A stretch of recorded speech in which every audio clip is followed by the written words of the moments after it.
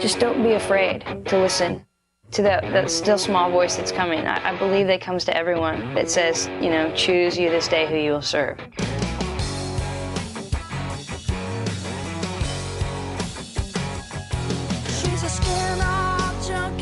I lived with my dad, and I always visited my mom, and then I started to understand the conflict as I got older, and my family's, you know, arguing back and forth, and the you love me more than, you know, you love her, or, you know, those little conflicts of your parents wanting your affection, and as a little kid trying to figure out how to do that. And I wanted it to all be cool. If I prayed to God and said, fix this, that He would do that every single time.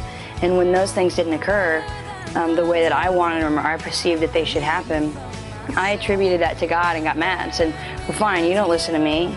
Forget you then, I'm going to go the other way. And so I started reading books about, you know, Buddhism, Hinduism, and witchcraft, and for whatever reason, Christianity just didn't really seem like an option, even though my grandma, when I was a kid, kept dragging me to church every Sunday. And after a certain point, I just decided that I wasn't going to believe in God.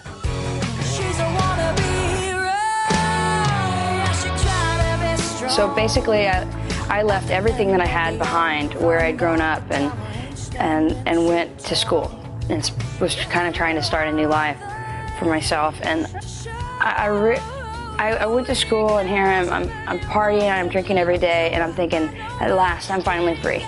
And after a couple of months of that, I started realizing that wasn't freedom at all. I mean, I wanted to stop doing what I was doing because I just felt awful.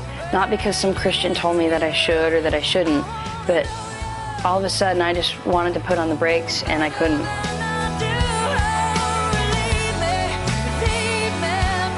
When I saw other people who were actually living a life that I wanted, it had really at the beginning nothing to do with their faith or their Christianity, just their lifestyle, that I wanted to not wake up in the morning and not know where I was at.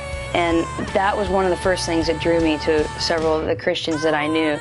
And as I got to know them and realize why they were the way that they were, that they had a relationship with Christ, that their confidence was drawn from a higher place, then that became far more intriguing to me, that they had relationships and they were literally praying and receiving word from God, reading the Bible and getting a conversation out of it.